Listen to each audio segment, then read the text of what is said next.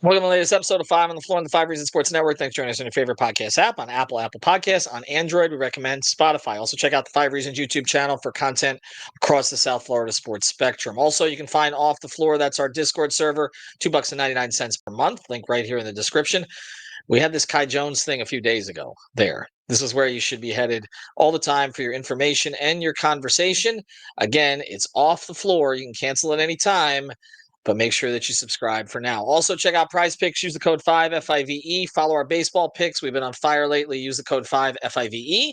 Get $50 to play right away. You can follow our choices: WNBA, MLB, golf, tennis, boxing. Lots of stuff on there right now, and eventually NFL. You can play preseason NFL now too. And actually, there's a way to play that. So check it out. Prize Picks. Use the code FIVE. And now, today's episode. Mercy,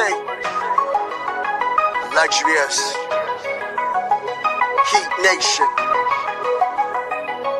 yeah, Mercy and Lago, down to Biscayne, yeah, five on the floor, ride for my dogs, where here's the thing, you can check the score, hustle hard, couple scars, wearing bubble frogs, down to Biscayne.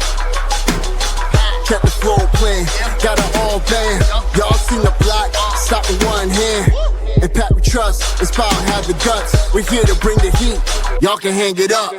Welcome to Five on the Floor, a daily insider show on the Miami Heat and the NBA, featuring Ethan Skolnick, Greg Sylvander, Alex Toledo, Brady Hawk, and others from the Five Reasons Sports Network. Also, make sure to subscribe to Off the Floor for the most heat anywhere.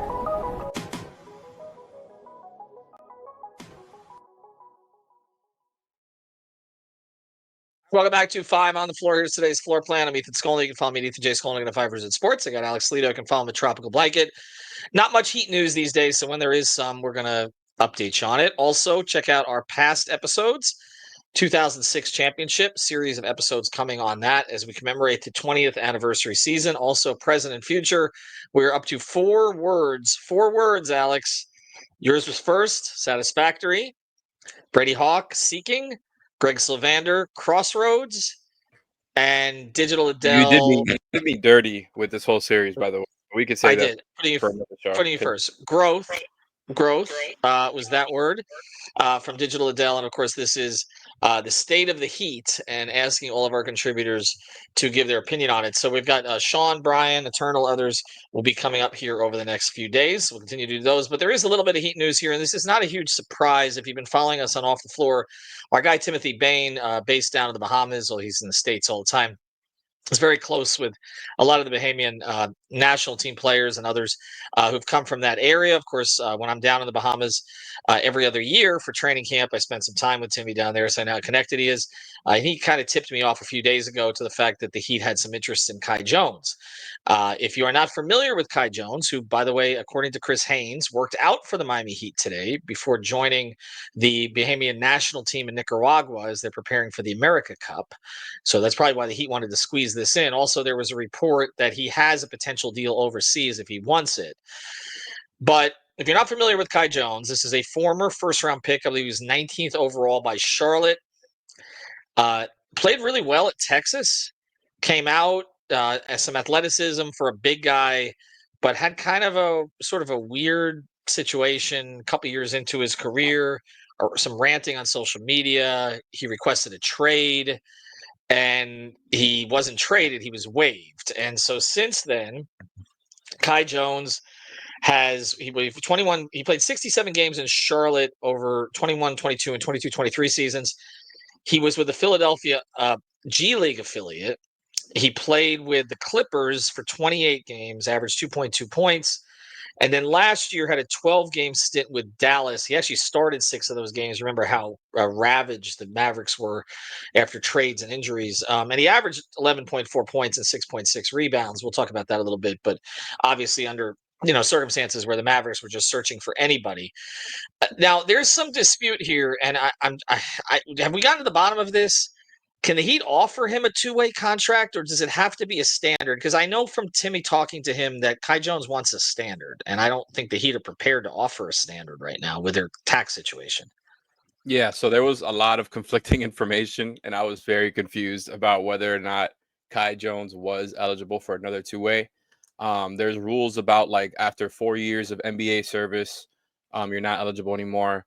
But then it gets confusing because there was a season there in 23-24 where he did not play, but he was signed on a two-way with the Sixers. You mentioned their G League affiliate. At one point, he was on a two-way deal, and um, I was talking about it with Timmy on our Discord server, which of course you should all follow, link in description. But he says he is not because of that. And I think that tracks. And then also Anthony Chang, who had said earlier that he was still eligible for a two-way, backtracked and said that he's not. So I think we're good now. I think we finally know Okay. that he is not eligible for a two-way anymore. But yeah, like it's an interesting name here because it wasn't one of like the main names that you've heard thrown around as far as like the minimum bigs available for the Heat if they wanted to add another depth piece there, which everybody has identified as a positional need there. Whether or not like because like I've said, they're going to stagger Bam and where most likely they're probably not going to play another big in the rotation. At least that's where I fall on it. I think that's what they're going to do. But if something happens, like I think you'd much rather have a guy even with Kai Jones's like issues, you rather have a guy who's been on the in the NBA for several years and I think has shown like some growth like as far as the personality stuff in the sense that two teams are willing to give him two-way deals ever since that, or multiple, actually more than two teams ever since that happened. And like you mentioned, the Mavs were depleted, they needed anybody, but he was pretty good. Like I can get into the stats later that I saw, like considering that the circumstances, like for a depth big, you could do worse. Like he's 24 years old, he's 6'11", he's still really athletic. He has a 7 foot plus wingspan, and in general, like what he's going to give you. He is going to screen and roll, and he's going to play defense, and that's what he does for you. Like if somebody were to get hurt, I think it would make sense for the Heat to go after somebody like this as opposed to somebody whose role may be a little bit more like up in the air. Is like like not to start talking bad about certain guys, but like a Precious, like I just don't think like, at least I know with Kai Jones, he's gonna be a solid screen and roll big. With Precious, I'm not really sure what he is. I wouldn't consider him a positive as a screen and roll big. A guy like Marvin Bagley, is not necessarily he has a little bit more of like an offensive game, but you don't really know what he is on either end of the floor. There's just certain like questions about the guys that are out there, and I think his minimum would actually be a little bit cheaper, as opposed to some of these other guys based on like the scale of that, right? So that would be an interesting one. But yeah, like I'm skeptical that him or any of these other like veteran minimum bigs would be signed by the Heat to that open roster spot because of the luxury tax stuff. Like they have all year to get under it. They're currently 0.6 mil over. So if you're gonna add another 2-3 mil to that, I don't know if that's where they're headed right now. And if they do something like that, they must feel pretty confident that they can have some sort of move in their back pocket closer to the deadline that would then bring them back under the luxury tax line. Because I don't think This sounds other guys are like worth that. this sounds like the kind of move, and I know Greg is against this move. It sounds like the kind of move that the guys had potentially got offers overseas. You want to take a look at him, make sure you're not missing out on anything in case he goes over there. And I don't know what kind of contract he would sign overseas. Some of those contracts you can get out of, so it's worth doing the due diligence on the player, particularly if he was leaving after this. I do want to, on the other side, so I'll just let you go through some of his numbers to just show what he's done as a player, because I do think the off the court stuff, and you should also check out our guy Timothy Bain has done extensive interviews with him. I know Kai Jones has a music career also, and they sat down and they mostly talked about music, but he seems to be in a pretty good headspace right now. I mean, it's hard to evaluate anybody at any time, but I'm just saying he seems to be in a pretty good headspace, wants to get back in the NBA, wants to contribute to a team, doesn't seem to consider himself a star level player anymore, which is obvious. But you'll go through some of the numbers after this. But before we get to that, real quick, this is a need for the Heat. I don't think we can argue it's not. This look, okay, we can talk about what they got Ware and Bam starting and that Jovic is going to play with either of them. And then what? Like, you know what I'm saying? Like, there are going to be games that I know Bam is historically durable, where needs to prove that. Jovic has not been durable. So you're talking about really having three guys rotating at those two spots. You don't have Haywood now, at least for training camp and possibly into it. We know that that's a small ball 4 option for Spo. And, we've talked about them sizing down and maybe Wiggins playing the 4 late in games, but they don't have a lot of bodies. I mean, Keshad Johnson is the one we've talked about, but again, he hasn't really shown anything at this level either. And you're not using him as a small ball 5 if things happen. So I think that this is a need to have one more body, but it's a question of how long you can string it out and sort of get away with it, and also not push yourself further over the tax line so it's harder to get under later. Now, they may have moves in their back pocket to get under it later, and Andy has all season to do it, but I think it is a need. I think they need one guy, like somewhere in this mix, because the guy that I saw in summer league, and I hope he performs, but Vlad Golden is not ready to play at the NBA level. He's just not. Like he's just too slow footed. Teams are going to eat him alive. They're going to bring. And it was interesting that they used Ware with him a little bit in one of the games that I was out there for, and I'm like, and then so Golden ended up getting stuck out in space a lot. That's not a good option. So they need somebody athletic.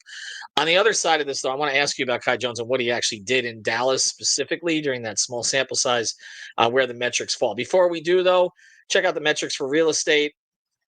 Know what you're getting into, but then reach out to realestateshopfl.com. It's Amanda and Javier, great team, family team. They'll work with your family to find the right house, or if you're selling a house, to find the right buyers for you. They got open houses every weekend all over Broward County. They do a great job with it, and they share their stories with you too. They're very transparent and, again, honest folks. So check them out, realestateshopfl.com or the Fort Lauderdale Realtor on Instagram. All right, Alex, let's go through it. What did he do in Dallas?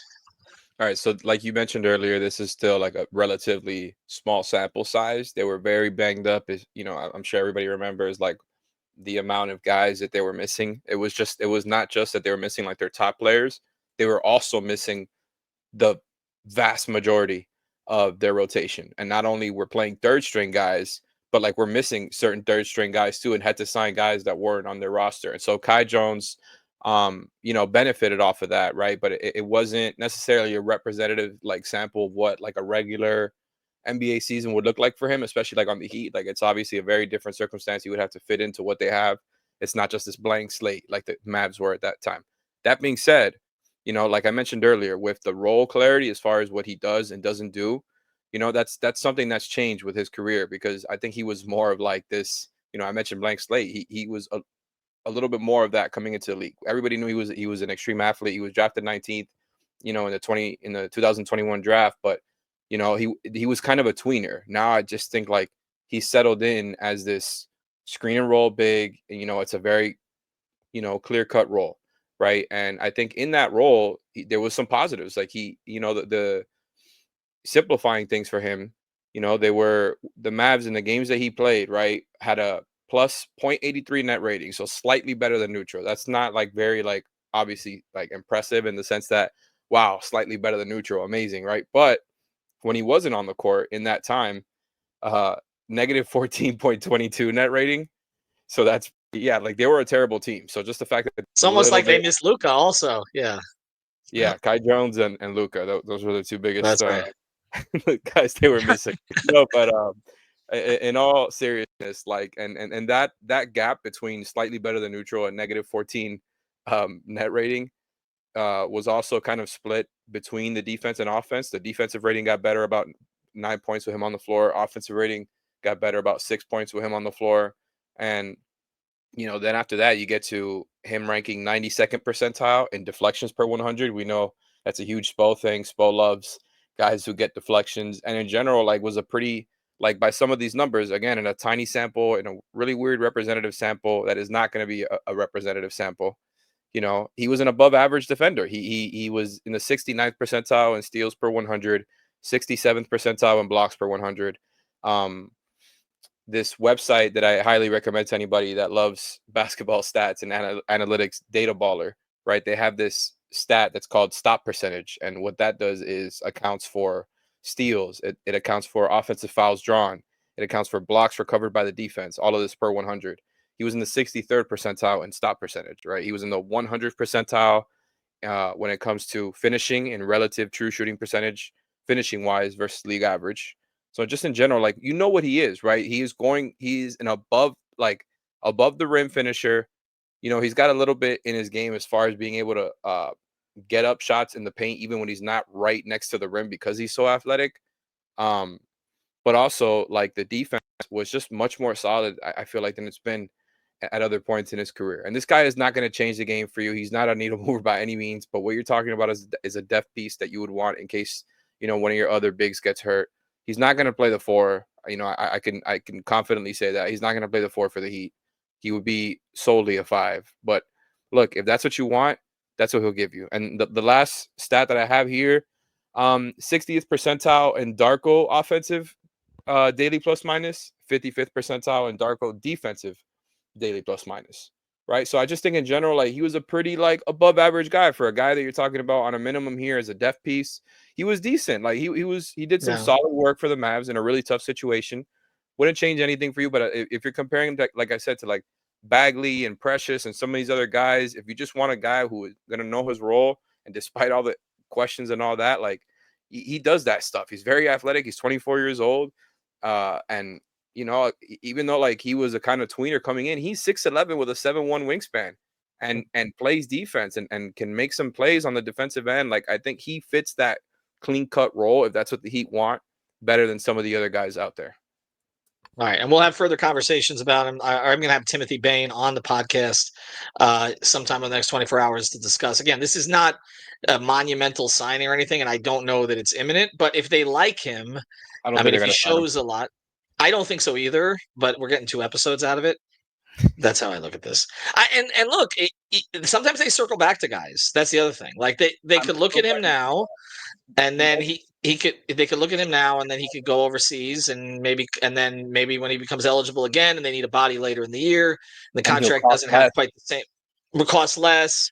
Right. This is like you put him in your pocket, you kind of take a look later. We see them return to these guys all the time. So my attitude on this all along has been, I'd rather they take a look at high upside guys than to try to sort of mold these undrafteds all the time. Like, there was a reason Kai Jones was drafted in the first round. And by the way, it wasn't a controversial pick at the time. He was considered to be a top 25 pick in that draft. And there were some questions, but also his college coach has said he's one of the hardest workers on the team. So this might have been just a blip that he's worked through, and we'll see what happens there. All right, Alex, appreciate it. More episodes to come, again, as we continue to get you through. By the way, also follow Alex and I. We're both writing now for the Heat page on Sports Illustrated. So feed our feed our takeout habits or whatever you want. Click on the articles. Have a good one, everybody. Thank you for listening to the 5 on the Floor on the 5 Reasons Sports Network. After all, someone needs to listen to my dad.